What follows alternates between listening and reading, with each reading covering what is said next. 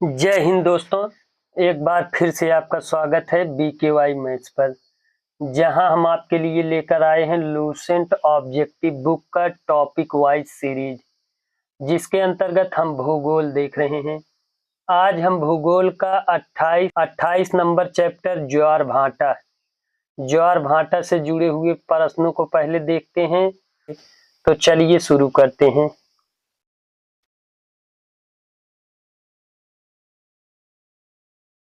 पहला प्रश्न दिए गया है, परागामी तरंग सिद्धांत निम्नलिखित में से किसकी उत्पत्ति क्या व्याख्या करता है। तो परागामी तरंग सिद्धांत निम्नलिखित में से किसकी उत्पत्ति का व्याख्या करता है। तो उत्तर सी हो जाएगा, ज्वार भाटा।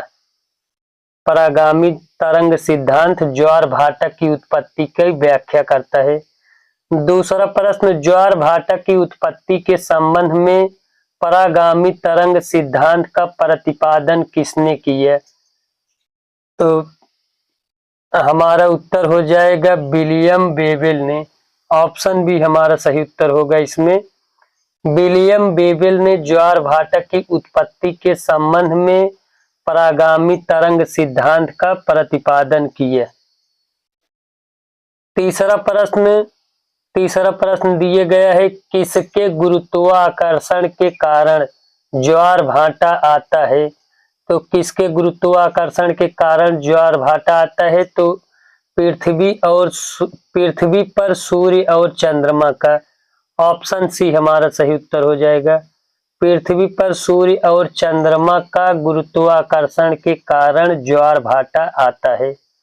4 नंबर प्रश्न दिया गया है, असाधारण रूप से उच्च एवं निम्न ज्वार जो अमावस्या या पूर्णिमा को, जबकि सूर्य चंद्रमा और पृथ्वी लगभग संरेखित हो जाते हैं आते हैं, उन्हें क्या कहते हैं। तो उन्हें क्या कहते हैं, उत्तर हमारा ए हो जाएगा, बृहद ज्वार या स्प्रिंग। ऑप्शन ए हमारा सही उत्तर होगा। 5वां प्रश्न, दैनिक ज्वार भाटा के मध्य समय अंतर होता है। दैनिक ज्वार भाटा के मध्य कितना समय अंतराल होता है। तो 24 घंटे 52 मिनट का। ऑप्शन डी हमारा सही उत्तर होगा। 6वां प्रश्न, अर्ध दैनिक ज्वार भाटा प्रायः कितने समय बाद आता है। अर्ध दैनिक ज्वार भाटा 12 घंटे 26 मिनट। ऑप्शन बी हमारा सही उत्तर होगा। 7वां प्रश्न दिया गया है, जब सूर्य एवं चंद्रमा पृथ्वी के निकटतम पहुंचकर सीधी अवस्था प्राप्त कर लेती हैं, तो ऐसी स्थिति में आने वाले ज्वार को क्या कहा जाता है। तो ऐसी स्थिति में आने वाले ज्वार को बृहद ज्वार कहा जाता है। ऑप्शन ए हमारा सही उत्तर होगा। 8वां प्रश्न, महासागरों और समुद्रों में ज्वार भाटाएं किनके कारण होते या होता है। सूर्य का गुरुत्वीय बल सही है, चंद्रमा का गुरुत्वीय बल ये भी सही है, पृथ्वी का अपकेंद्रीय बल ये भी सही है। ऑप्शन डी हमारा सही हो जाएगा, 1 2 3। महासागरों और समुद्रों में ज्वार भाटाएं सूर्य का गुरुत्वीय बल, चंद्रमा का गुरुत्वीय बल, पृथ्वी का अपकेंद्रीय बल के कारण होता या होते हैं। 9वां प्रश्न, कथन एवं कारण दिए गया है। कथन, किसी भी स्थान पर प्रत्येक महीने के शुक्ल पक्ष एवं कृष्ण पक्ष की सप्तमी अष्टमी को लघु ज्वार आता है। सही है।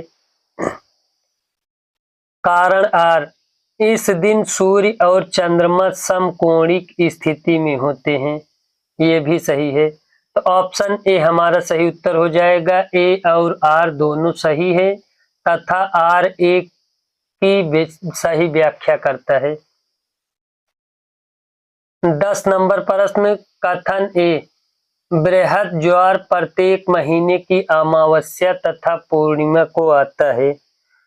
तो बृहद ज्वार प्रत्येक माह की अमावस्या तथा पूर्णिमा को आता है। सही है। कारण दिया गया है, इस दिन सूर्य, पृथ्वी और चंद्रमा एक सीध में होते हैं। ये भी सही है। ऑप्शन ए हमारा सही हो जाएगा। ए और आर दोनों सही हैं तथा आर ए का सही व्याख्या है। 11 नंबर प्रश्न, निम्नलिखित में से कौन सा कथन सही है? तो निम्नलिखित में से कौन सा कथन सही है हमें बताना है।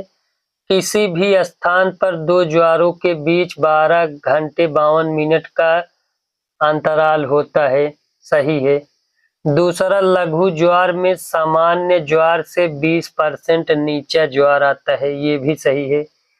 तीसरा, जब सूर्य, चंद्रमा और पृथ्वी एक सीध में होते हैं तो बृहद ज्वार आता है। ये भी सही है। तो ऑप्शन डी हमारा सही उत्तर हो जाएगा, उपर्युक्त सभी। 12 नंबर प्रश्न, विश्व में सबसे ऊंचा ज्वार कहाँ आता है? तो विश्व में सबसे ऊंचा ज्वार फांडी की खाड़ी में आता है। ऑप्शन सी हमारा सही उत्तर हो जाएगा। 13 नंबर प्रश्न, ज्वार भाटा की उत्पत्ति में निम्नलिखित में से किसका प्रभाव अधिक होता है? ज्वार भाटा की उत्पत्ति में निम्नलिखित में से किसका प्रभाव अधिक होता है? तो चंद्रमा का। ऑप्शन सी हमारा सही उत्तर होगा।